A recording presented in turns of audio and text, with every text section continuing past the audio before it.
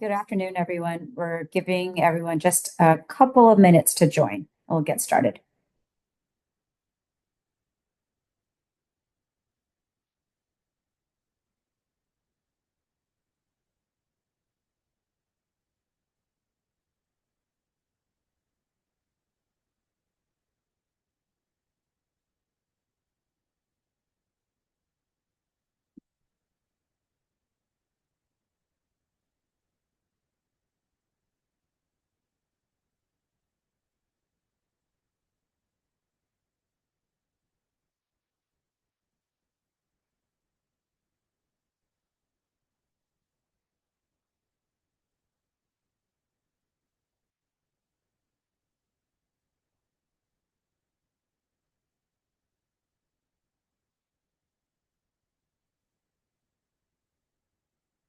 Okay, I think we're going to get started.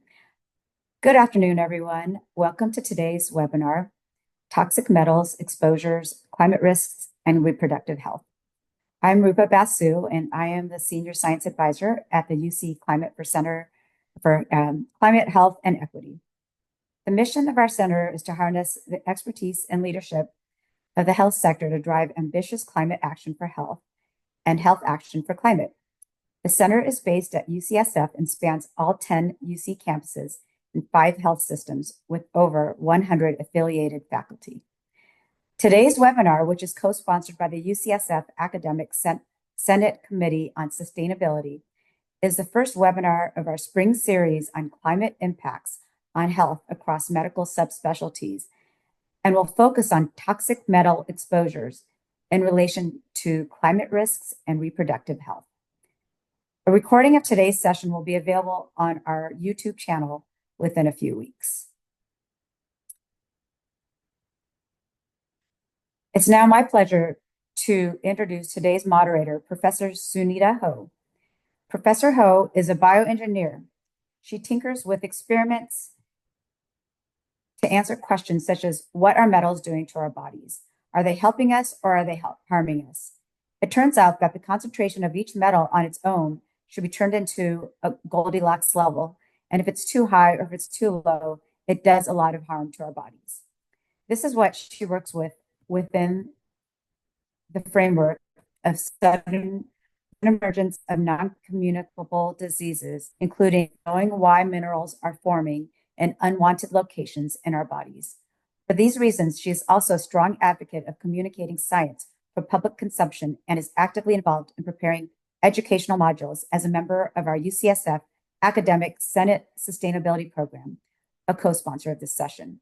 I will now turn it over to Professor Ho. Thank you very much, Rupa. Good afternoon, ladies and gentlemen. Thank you for being here today on our 4th series coming directly to you live from the UC Center of Climate, Health, and Equity. Because we are here during the lunchtime, mind you, that there will be some lunch-related innuendos. In the next 40 minutes or so, you will receive 3 palatable packets prepared by 3 wonderful chefs, also known as our wonderful speakers, who have challenged each other to make sure you digest their take-home messages. They are extra special and come to us as a trio. 2 of them are applied scientists with a side order of basic science, and another as a clinician scientist who will build a digestible context to frame science within the human environment. We ask that you take advantage of our Q&A session at the end of the discussion. Introducing in order, you will hear from our colleagues. First will be Dr. David Killilea. Dr. Killilea is an applied scientist and program manager at the University of California, San Francisco, with expertise in mineral metabolism and assessment of metals in biological systems. He leads a comprehensive core facility that provides metal analysis services to both academic researchers and commercial partners. Today, he will present an overview of the nature, mechanisms, and mitigation strategies related to toxic metal exposure. Our second speaker is Dr. Emilia Basilio. She is an assistant professor in maternal fetal medicine at University of California, San Francisco. Her research focuses on how environmental exposures contribute to adverse pregnancy outcomes. Today, she will discuss how climate change contributes to increased wildfire activity, highlight how these wildfire events lead to elevated toxic metal exposures, and review the adverse impacts on reproductive health from wildfire exposure. Our third speaker will be Joshua Robinson, and he is an associate professor in the Department of Obstetrics, Gynecology, and Reproductive Sciences at University of California, San Francisco, and an active member of the UCSF Environmental Research and Translation for Health, also known as the Earth Center. He leads a research lab focused in areas of developmental and reproductive toxicology and environmental health. Today, he will overview the links between toxic metal exposures and adverse pregnancy outcomes and highlight his lab's research investigating how toxic metals contribute to placenta toxicity using primary human placenta cell models and transcriptomic profiling. As a reminder, we encourage you to use the time for Q&A, and so please put any questions you may have into the chat. I will now turn it over to our first speaker, Dr. Killilea.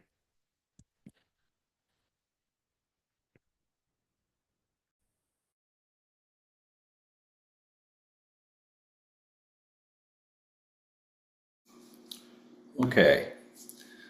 Thank you very much, Sunita, and thanks to the CCHE for the chance to present. I do manage an elemental core at UCSF, and let's get the slides going correctly. And we simultaneously measure over 40 elements, many down to the part per billion level, with excellent reproducibility and over a wide range of samples. And these samples include blood, tissue biopsies, urine, hair, fingernails, kidney stones, C. elegans cultures, pellets of human cells, pellets of bacteria, media buffers, food composites, pet food, plant milk, lab-grown meat, cosmetics, pharmaceuticals, wine samples. If you can think of it, we probably run it. And coincidentally, we're about to run some placental tissue for heavy metals for colleagues of Dr. Robinson speaking later. So drawing on this broad background, I'll provide a brief overview of some toxic metal, about the toxic metals ahead of the next presentations. And so I've organized the presentation to focus on the sort of key takeaway questions that one might ask about toxic metals in physiology. What are they? Where do they come from? How do they get into us? What do they do when they're inside of us? How do you get rid of them? And how do you prevent them in the first place? And all of that in 10 minutes, so wish me luck. You probably already noticed that I'm not using the more familiar phrase heavy metals, and the reason why is there's really no agreed upon definition for heavy metals. It could be based on density or atomic number or chemical behavior, and in fact, certain metals that are light, like beryllium, are actually quite toxic to the human, whereas a very heavy metal like bismuth is fairly safe and is the active ingredient in Pepto-Bismol. So there's sort of a discord between heavy and light, and so toxic is preferred, but of course even that's not perfect, because we all know that with any chemical, dose makes the poison, and so you can take essential metals like iron, copper, and zinc and have them at too high of a level, and they also become toxic. So given all those caveats, let's just focus on the metals, on the top four, and that are of environmental and human concern and don't have any known activity in the human system. And that's arsenic, cadmium, mercury, and lead. And you can see they all cluster in one little part of the periodic table on the edge of the transition and metalloids. So where do they come from? Carl Sagan taught us well that we are mostly star stuff. Sun stars make the low molecular weight elements, and then as stars explode and collide into each other, we get the heavier elements after that. So all of these elements are floating in space, coalesce, form solar systems, including the Earth, and many of these heavy metals then end up partitioning into the mantle and core of our planet. Not much is left on in the crust, and what's there tends to interact with oxygens or sulfur and become rather non-mobile. And so then come along human activity for mostly industrialization as we start to use these metals widely, and our technology drives the hunt for even more rare forms. Typical iPhone that most of us have or similar product has 40 to 50 elements in it, many of which are rare elements. So that sort of drives the need for these to be brought into our environment. So let's look at the top four. Arsenic used to be used quite widely as a treatment for wood to make it outdoor stable, and it was used widely as a pesticide.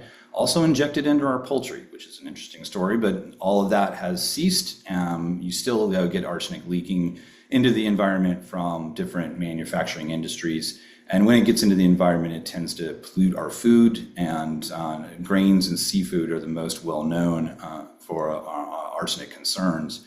Cadmium was widely used for electroplating. We still use nickel-cadmium rechargeable batteries, but the mining industry and tire industry are another source of how that gets into our environment. Many plants can take up cadmium. Some are hyperaccumulators, including tobacco, so that explains why cigarette smokers often have a much higher cadmium burden. Mercury was widely used in industrial and medical applications. Still is released from burning coal and production of certain metal and cement products. And that's probably the most widely appreciated metal that gets into our food, because there's a lot of concern about it bioaccumulating in seafood. And finally, lead was used since antiquity, more recently widely used in our gasoline, as you well know, and from batteries and paint. For the most part, lead-based paint isn't made anymore, but it's still estimated there are millions of homes just in the United States which lead-based paint is still there, peeling off, turning into dust, and we're breathing in it, and it's getting into the ground and getting into some of our foods. So what do they do inside the body? It starts with an exposure. It could be from food, it could be from pollution, it could be from events like wildfires, which you'll hear about soon.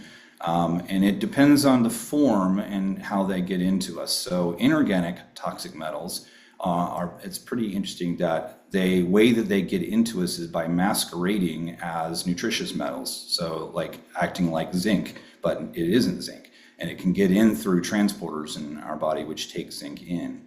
Organic toxic metals are different. The organic groups on the outside make it much more easily for these to pass into our body passively and distribute differently.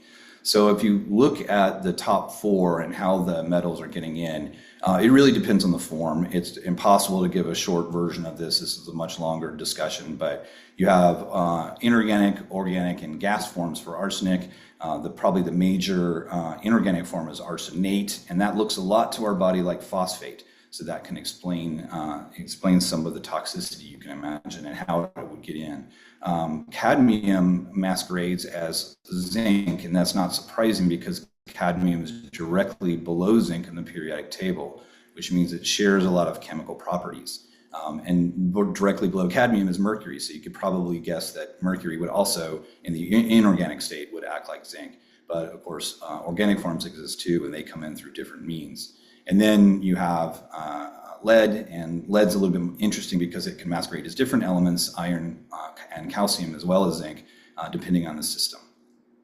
So what do they do inside of our body? I almost hate showing this because I don't want to imply these are the only things that these toxic metals will do.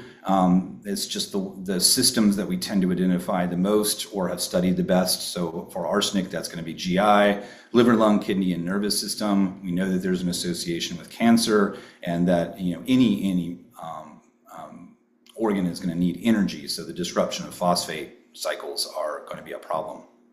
Cadmium, more well known to target the kidney and bones. And then besides cancer, there's a risk with kidney stones and arthritis as well.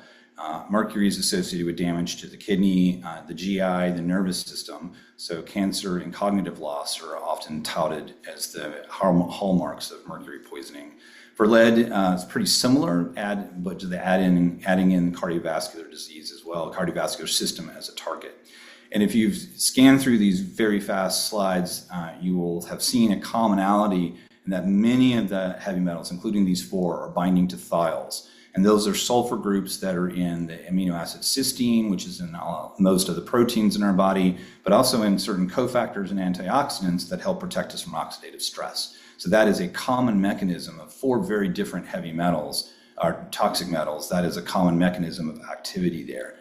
They all attack multiple organs, but often kidney and nervous tissue are the target, and then they affect our metabolism and increase cancer risk.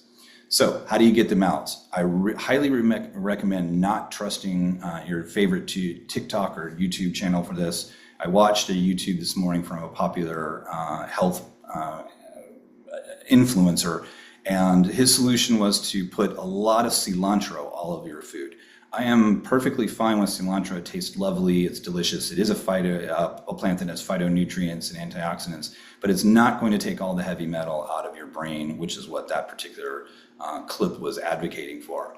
But if we have to have really aggressive approaches, there are synthetic drugs called chelators that can be used, but they must be used under medical supervision. So the amount of time that these metals stay in our bodies is highly variable, again, depending on the form. So it can be as short as 5 hours or as long as 35 years. And so you can, some of these metals stay with us for quite a long time. One thing to note that even though that thiols are a target, they're actually used by the body in defense. So the small protein metallothionein or this polypeptide glutathione are very effective at binding to heavy metals and helping them get out of the body. So what is the approach to prevent metal exposures in the first place? It's super boring advice, I know, but eating a balanced and nutritious diet is the first line of defense, because if you're not zinc deficient, then your body isn't craving and trying to draw in extra zinc, and that doesn't allow for the promiscuous nature of cadmium and mercury to slip in.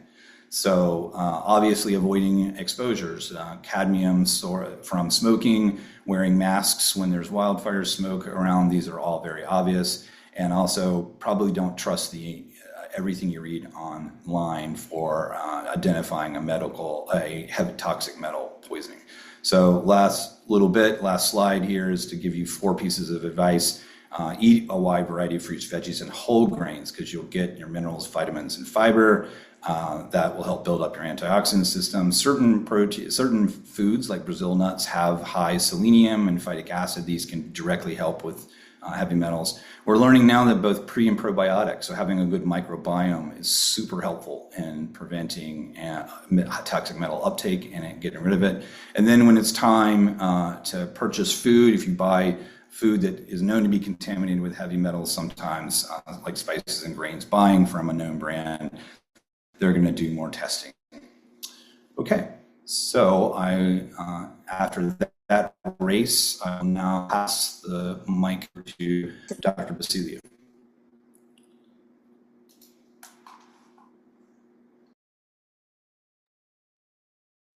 Thanks so much. I'm going to share my screen.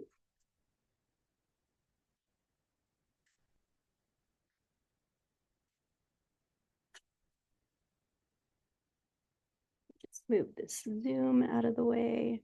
All right. So I wanted to focus on a specific source of toxic metal exposure, which is wildfire smoke, and dive into how that can have impacts on reproductive health. So I'm a physician. I treat patients with high-risk pregnancies in maternal fetal medicine. I don't have any specific financial disclosure, just to say that I live in San Francisco, and when I was a maternal fetal medicine fellow in the fall of 2020, I lived the day that will live in infamy, that day where the skies were just completely hazy, orangey red, and it truly felt like we were living in apocalyptic times. And since then, we've had a lot more wildfire events. So a lot of that has informed my interest in this topic.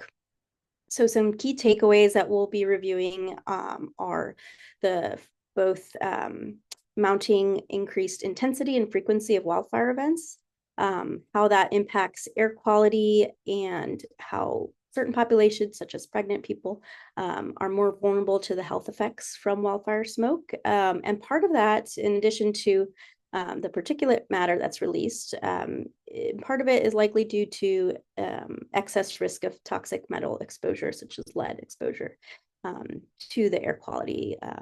And we think that this has real impacts both on the pregnant mother and on the developing fetus.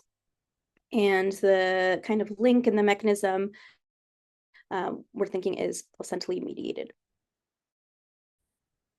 So here at this webinar knows that climate change is the leading cause of the intensity and extremity of natural disasters. We know that in just our recent history, there's been nearly a tripling of natural disaster events, and among those are wildfires.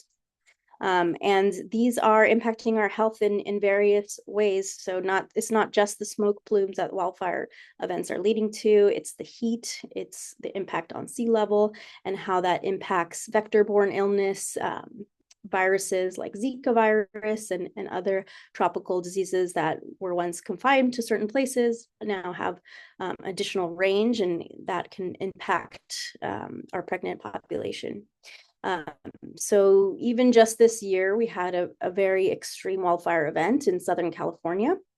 And probably like many of you, I have family in Southern California, and it's just unfortunately our new normal. 9 of the 10 largest fires in California have occurred since the year 2000. And so because they're becoming more frequent, it's going to impact us more and more. And the smoke that's produced with wildfire is more toxic to us, to our bodies, compared to general foliage or general wood smoke that is burned with natural fires. And that's because we have a lot of infrastructure, homes that are being burned, cars, etc. All of the human sources that are burning, in addition to creating very fine particulate matter that we inhale, especially particulate matter that's really small, like less than 2.5 microns, that is going to go from our lungs to our circulation, and that has long-term impacts on how we're doing. So that plus the heavy metals that are released is really significant. And then for certain vulnerable populations, we see a differential effect, because when you're pregnant, you have more air consumption, more volume of air that's inhaled and exhaled per minute. You need more oxygen, and your cardiac output is increased. So you can imagine if you're inhaling toxic fumes, that's going directly into your circulation, and you're inhaling more air, that could be a problem, both for the mother, who may have already pre-existing asthma or some other respiratory condition, which could destabilize her, but also for the developing fetus. And part of that enrichment is with the metal lead. So just with this most recent LA fire, concentrations of lead in particulate matter that's less than 2.5 microns increased about 110 times the average levels. And so that peaked within the first couple of days of the fire. And then eventually with time, with rainfall, et cetera, those levels do start going down. But these are significant spikes in inhalation of toxic metals. And so that can impact pregnancy outcomes, especially if a person is pregnant during wildfire events. We know that general air pollution has a lot of well-established perinatal outcome downstream effects. So increased preterm birth rates, lower fertility rates, lower live birth rates, and increased miscarriage rates, as well as even lower rates of successful IVF cycles. And it's leading to excessive preterm births. So this is a study that estimated about an additional burden of almost 7,000 preterm births from the time frame of 2007 to 2012, attributable to wildfire smoke exposure. And what links everything is, again, you inhale the toxic particles, goes into the maternal circulation, goes to the placenta, and at that interface between the mother and the fetus, we're seeing signs of inflammation, oxidative stress, changes, epigenetic changes, as well as metabolic and vascular dysregulation. And this is the mechanistic thought process to why we're seeing adverse pregnancy outcomes. I just wanted to quickly share some of the work that Dr. Robinson and I have done based on the 2018 to 2020 wildfire seasons. We were able to correlate high levels of PM 2.5 over gestations for samples collected during the campfire and the glass fire. Use immunohistochemistry to look at placental tissue and study the fetal Hofbauer cell population by trimester. And we had some interesting findings where the first trimester samples had significantly lower levels of fetal Hofbauer cells, which are essentially immune tolerance as well as clearance of both infections and toxins in the placenta. So likely this is leading to a significant impairment in immune function as a result of bad air quality. And so just to summarize the key takeaways, wildfire events are here to stay. They're more frequent and more intense. They're negatively impacting our pregnant population as well as our fetal population. And part of that we think is the burden of the toxins that are being inhaled. So with that, I want to thank everyone for your time, and then I will hand it over to our next host.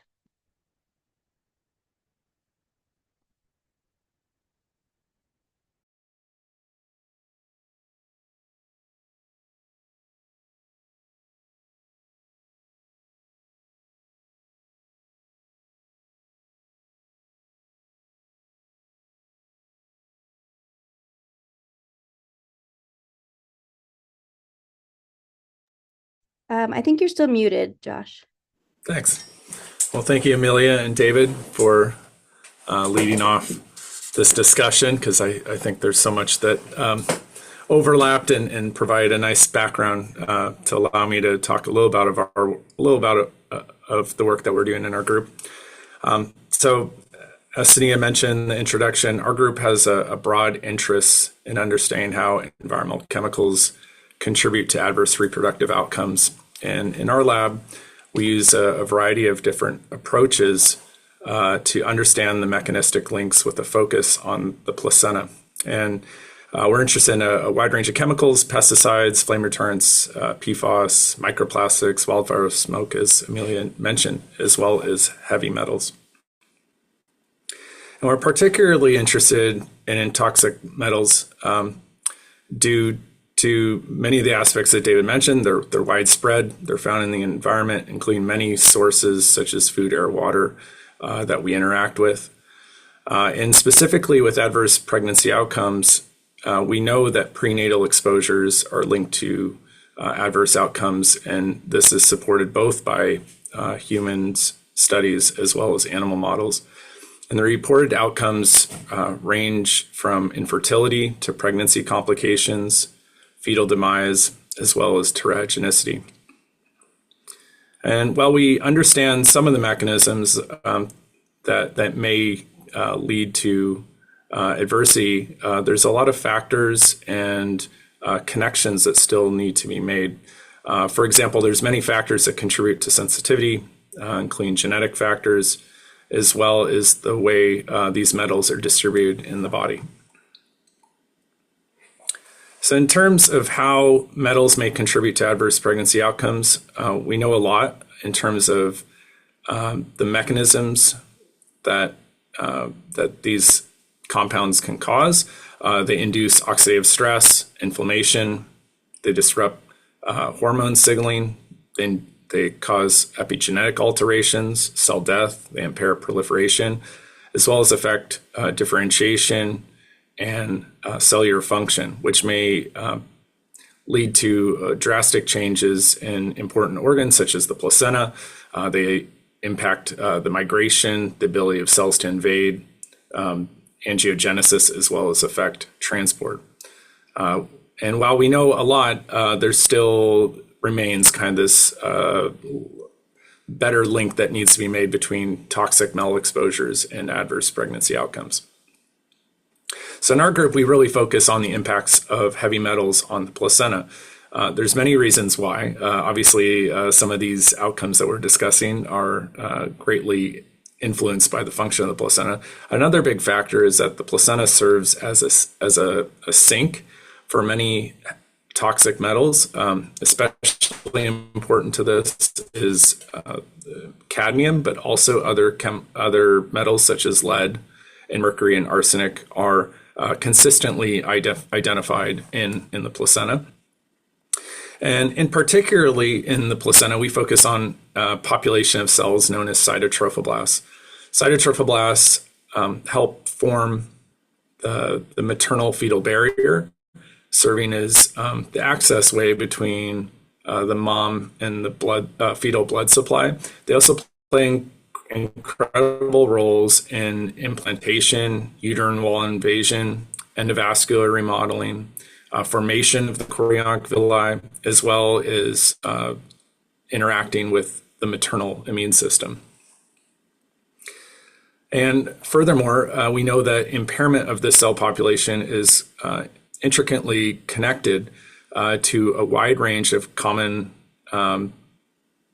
adverse pregnancy outcomes, such as preterm birth, preeclampsia, fetal growth restriction, accreta, and miscarriage.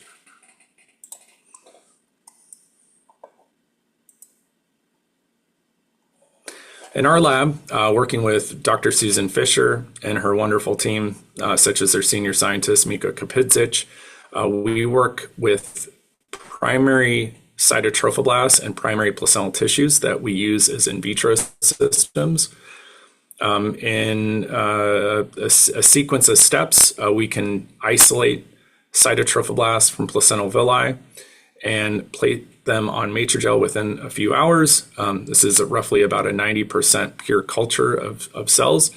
In the matter of hours, these cells differentiate into an invasive phenotype, similar to the cells that differentiate and invade into the uterine wall.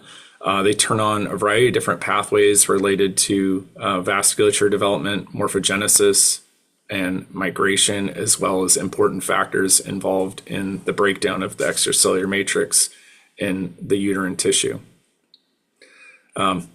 Usually, if there's more time, I would show this video a little longer, but I just want to point out that while these cells are only a few hours removed from human placentas, they're very active in culture. They form these very intricate networks.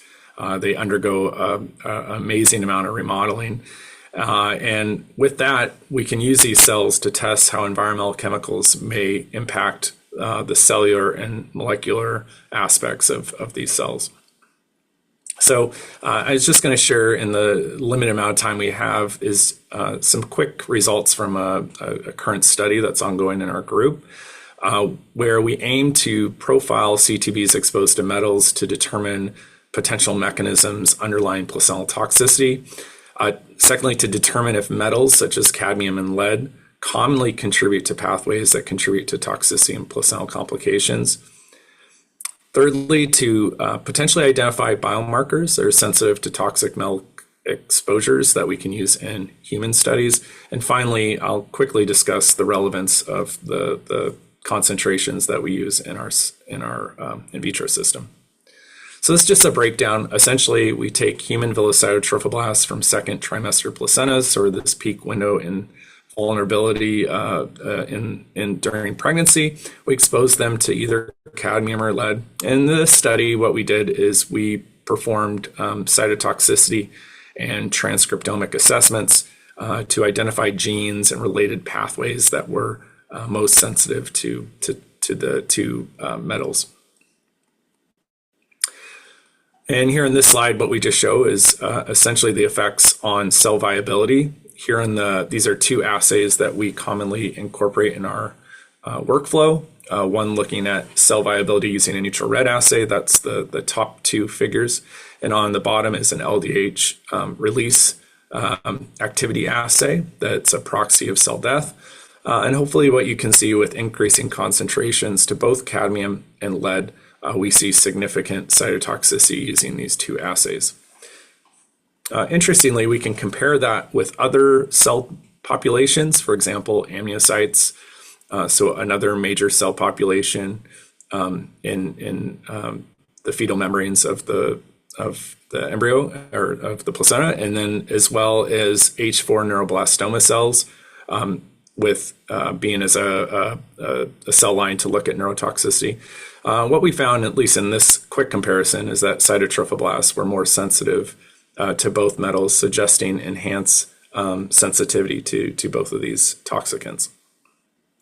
Likewise, we can do transcriptomic profiling. This is just two heat maps showing the differentially expressed genes that were altered due to cadmium and lead exposure, identifying hundreds of genes in both sets to be differentially expressed and consistently changing in all three of our experiments. And again, these are cytotrophoblasts from 3 independent placentas.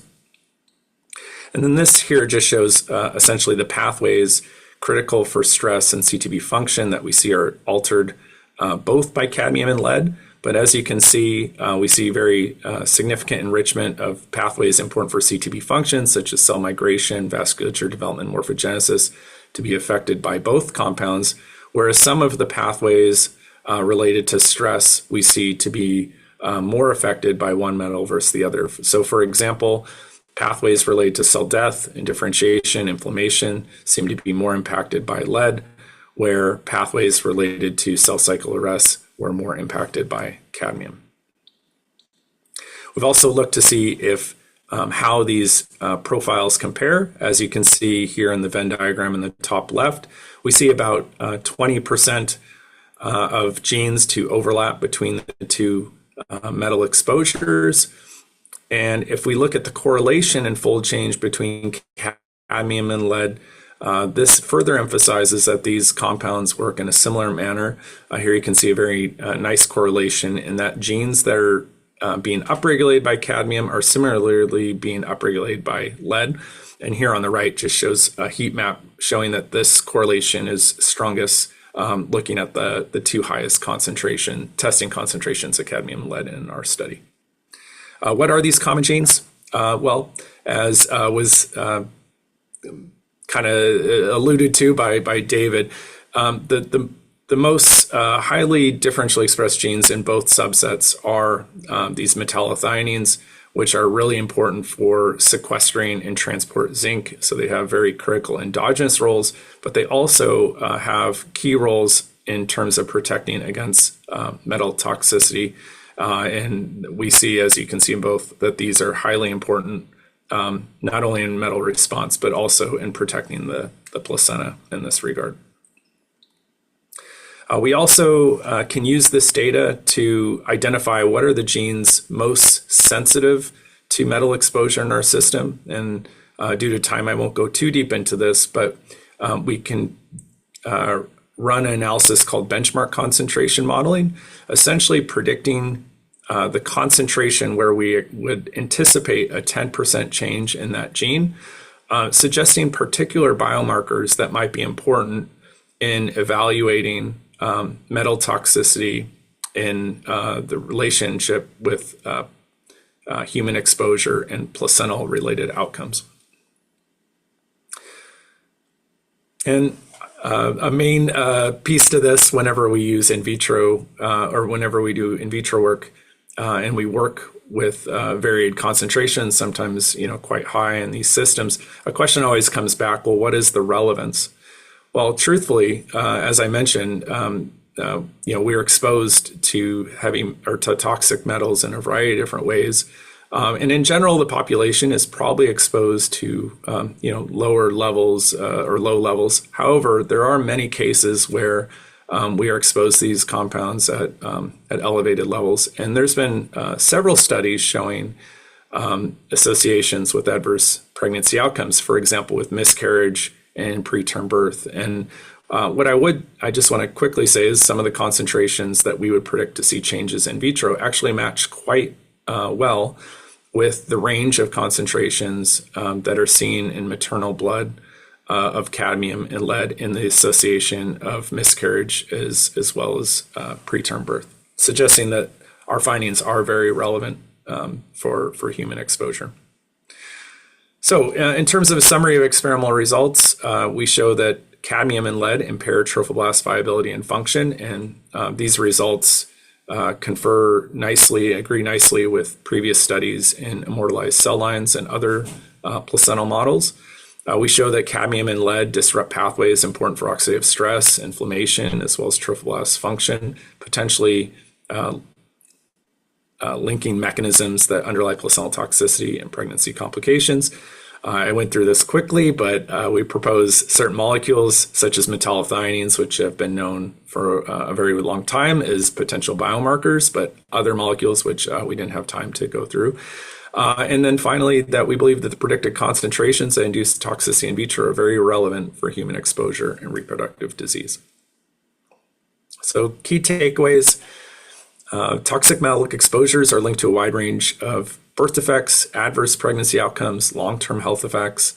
The placenta is a critical target of toxic metals. And I didn't go too deep into this, but there's particular metals such as cadmium, which are very important for placental toxicity. And finally, we believe that toxic metals contribute to developmental and reproductive disease processes by altering several pathways in common: oxidative stress, inflammation, disrupting signaling, developmental signaling, as well as altering epigenetic regulation. So with that, there's so many people who have contributed these studies. I'm very thankful to our lab members as well as the key funding support. So with that, I will close and I'll say thank you very much.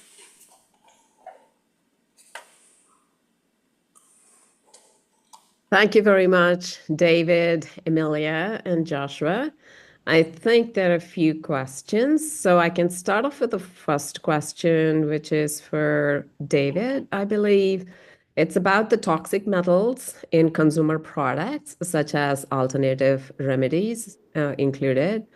And the question is, what messaging should be provided to communities on how to avoid using a climate change lens?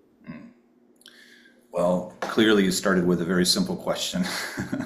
That was sarcasm. I was using sarcasm font there. Yeah, that's really a challenge. And, there are consumer protection agencies that do some amount of work in that direction, but it's challenging and it can't possibly test everything, and you can't, particularly with natural products, that becomes even more of a challenge. So, I would say there are organizations. There's UN has a global mercury program that does some testing and gives advice out for cosmetics. I think that was one of the questions. SLP, if I'm understanding that to mean skin lightening products. That is an important topic, used widely in many countries, and there's a lot of concern about heavy metals in there. So, the UN has an initiative in this. There's branding for mercury-free products that you can look for. There are commercial test labs that will do the testing. Lead is even more challenging. Lead's in a lot of things, and it's if you're able to afford to, you can do your own testing. There are a lot of test labs available. There are a lot of programs that you can submit to, but it really is a challenge. And it would be nice if there were a more global, connected approach to ridding heavy metals from our consumer products. But it is a work in progress. It's probably the most succinct way I can say that. And invite Joshua or Emilia if you have anything else to say about that.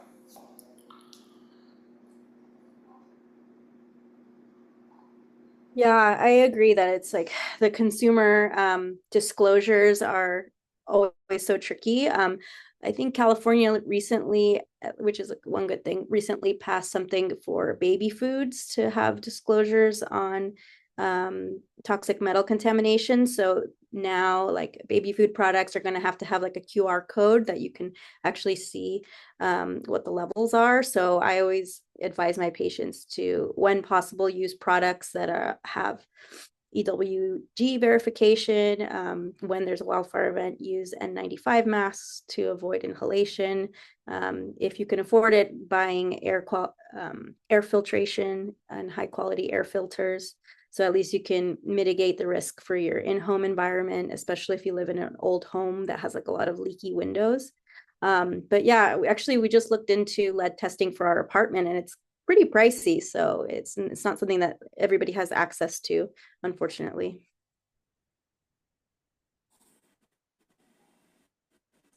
Yeah, well, there's a couple things that I thought we brought up. So there's been some very recent discussions about vitamins, David. I don't know if you want to expand on that and talk about that at length. There's been a lot of discussion about impurities of vitamins and how there's certain brands of wanting to have higher levels of purity, essentially, and really setting standards at a higher level, because a lot of these vitamins, which have iron and different components, naturally kind of extract some of the toxic metals, a part of it. And about lead testing, Emilia, that's interesting, because that actually used to be somewhat affordable through the city. I remember. For water, the oh, test for water. Oh, yeah. Sorry. affordable. So because we just had a baby, so that's why I'm like all into the toxic metals. But the water testing was really affordable through the city. But to actually like get the dust particles from the apartment and different location sites, there's just different price points. So, but you can get it commercially. David, would you like to answer the question that Joshua just mentioned about the vitamins? Yeah, that's contamination problems are a concern. You'll always get the advice to buy the major brands since they have to go through a little more testing, but I'm not even sure that's borne out. I regularly see a note here or there about some surprise contaminations. Some of the things I come to mind are some pretty major wine brands that had arsenic levels that were above acceptable. So food products have these issues all the time, and they always change their base compositions or their sourcing of some of their input products, and so you can get these sort of waves of contamination in foods that go out, and there's not enough resources to test everything. I think that's probably pretty obvious to everybody. So the government does its best to keep an eye on this, but I think it's a big problem with a not an easy solution. And certainly vitamin contamination, I mean, if you're going to vitamins because you're seeking health and you're getting heavy metals along with it, that seems particularly cruel. Thank you, David, and Emilia, as well as Joshua. There is a question here for Joshua specifically about the impacts of nicotine and also tobacco smoke on CTB function. Yeah, well, we know nicotine at least is correlated with a lot of the same impacts as cadmium, and we know that cadmium is found in a lot of tobacco products. So I guess there's kind of a double-edged sword there in thinking about how those compounds might impact CTB function. And while I'm a part of the studies, there's somebody at UCSF, Dr. Susan Fisher, who's actually studied the effects of nicotine on CTB function for decades, essentially, and more recently looking at the combined impact of nicotine and THC on CTB function, showing changes in terms of invasion, viability, as well as alterations on the transcriptome and proteome that may lead to downstream effects on placental function and adverse pregnancy outcomes. And how much of this actually gets affected with secondary smoke? Are there any studies done? Because there's so many individuals that are exposed, especially more internationally, where there's no governance of controlling the cigarette smoke. Yeah, I've tried to get more involved in this space. So I'm not going to say I'm an expert. I would say that I think there's pretty good data suggesting that secondhand smoke is a high level concern. I think where we come from is more on an in vitro perspective so that we might be considering, lower concentrations or than maybe what you'd see directly, or a range of concentrations, and really trying to understand when at what concentrations we'd see these toxic effects in the system. But very good questions, Sunita. And I see Maria and some others on the call who might be able to answer some of those questions and effectively. Thank you very much. There's actually a very, very practical question here, that is, what are the main environmental risk factors that are associated with the occurrence of the very first menstruation cycle? And I presume this is something that's expected for all three of you to answer. So it's up to you how you want to go, the order in which you want to go. Yeah, I think one thought I have off the bat is that we're seeing a lot of endocrine disruption from plastics, microplastics exposure, and that is it essentially is like a estrogenic effect, so leading to early menarche, or the first period being earlier and earlier for girls.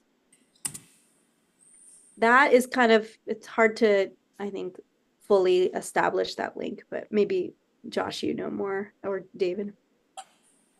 I mean, that's where I would go. So yeah, this is a little outside. I mean, some of these heavy metals do cause endocrine disruption. But yeah, I think this is kind of an area of where I would kind of lean towards some of these anti-androgens or estrogenic compounds, or androgenic compounds, like the phthalates, the PFAS, kind of known endocrine effects.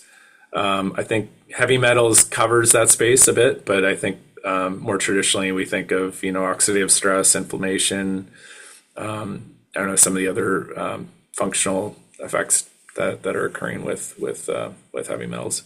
I don't know, David, do you want to add anything to that? I don't have much to add, but even the NIH recognizes cadmium, lead, and arsenic as capable of being endocrine disruptors and altering timing of reproductive axes. So, and also damaging them, as you might expect. So I'd say I'm certainly no expert, but there's a decent amount online of concern about it, and research has been put in that direction, but it is certainly a concern. And I wouldn't want to step outside of my expertise to list and say which are the most important risk factors. I'll just say that they are certainly risk factors, and people care about these things greatly. I do need to ask this last question before I turn it over to Rupa. What about zinc? What about the deficiency of zinc or any other kind of micronutrient that is necessary for the human body, and how would that affect everything else that we are talking about? Like, if you are deficient of some of these micronutrients, would the effect of these toxic metals be even that much more, and would they get amplified in the system? Yeah, I'll jump in first on that, because I feel like that's something that we've talked a lot about in both my group and then in groups I was training with back in the day with the late Dr. Bruce Ames was very interested in this from Berkeley. And it is very clear from just a huge range of studies from molecular level to population level that the lack of nutrient, optimal nutrient levels, so the lack of zinc, creates kind of two problems. One, the body has to utilize its limiting resources for things that are immediate for life and kind of let go some of the long-term stuff if resources are short. So this is a topic that he added to and spoke a lot about called triage theory. And so, you can imagine that the system prioritizes the immediate life needs with that resource, and then things like DNA damage and maintaining a good immune function, things that can be temporarily restricted or reduced are sort of the body's sort of normal way to solve that problem. So with the hope that zinc levels will return and everything can get back to shape. So This is a definite interest for him. And the secondary problem to that is the body starts to adjust and seek out more of that, whatever's missing. And so there are some transporters for zinc that are rather promiscuous. The one that comes to mind is the divalent metal transporter 1, DMT1. And we know that when that transporter gets overexpressed under the control of zinc deficiency, unfortunately, it is more flexible in what it will allow, and that includes metals that sort of look like zinc. So that would be, if you look in the periodic table, cadmium and mercury, which are right below zinc. So they share a lot of physical features and quantum features, for lack of a better word. So yes, it's kind of a double whammy. Systems have to prioritize, and this critical resource doesn't get used for where it needs to be. In the systems that are more long-term, that can be temporarily suspended, and then on top of that can result in the intake of heavy metals that resemble the metal that is missing. So that creates the double hit there. No, it's just eloquently described, David. And I would just add, in thinking of the context of the placenta, and during pregnancy, zinc is obviously a very essential element used in multiple enzymes, and the demands of zinc are high during pregnancy, and we know that deficiencies are linked with a variety of adverse outcomes. So if you have an exposure for say cadmium, this can cause a reduction in zinc in the placenta as well as the fetus, and that's been shown in a variety of different model systems. So it's just essentially compounding those effects, displacing zinc, and using the metallothioneins essentially as like a grabber for things that the body probably doesn't want. Emilia, is there something else that you would like to add? Nothing specific, but I agree that a lot of nutritional deficiencies in pregnancy, when there are significant risk factors for them, we try our best to identify those risk factors, check levels, and then give appropriate treatment. It's just so hard to know who's at risk, and maybe we're all at risk for deficiency. Thank you so much for adding that last bit, as in checking the levels is very, very important before you start popping the pills in. Right. And just in general, like the supplement industry in pregnancy can be very predatory, and patients are just wanting the best for their baby, and there's so much marketing for this supplement and that supplement. So we have to proceed with caution, because there can be, lack of regulation in the supplement industry and not rigorous testing. So you could be actually ingesting more contamination than you're getting a benefit from a unknown supplement source. Thank you very much. I really want to thank all three of you speakers, and hopefully our participants were able to enjoy everything that you have said, and hopefully we'll continue to get more questions. So I'll hand it over to Rupa now, and thank you very much once again. Yes, thank you so much, Dr. Killilea, Dr. Robinson, Dr. Basilio, and Dr. Ho, for your insights today. And thank you to the audience for your questions and interest in this topic. Our center looks forward to sharing the recording with registrants. You could find this recording as well as recordings to all of our prior webinars at the link in the chat. Our next session will be on June 17th and will be on infectious diseases and climate impacts. So we hope to see you there. Take care and have a nice day.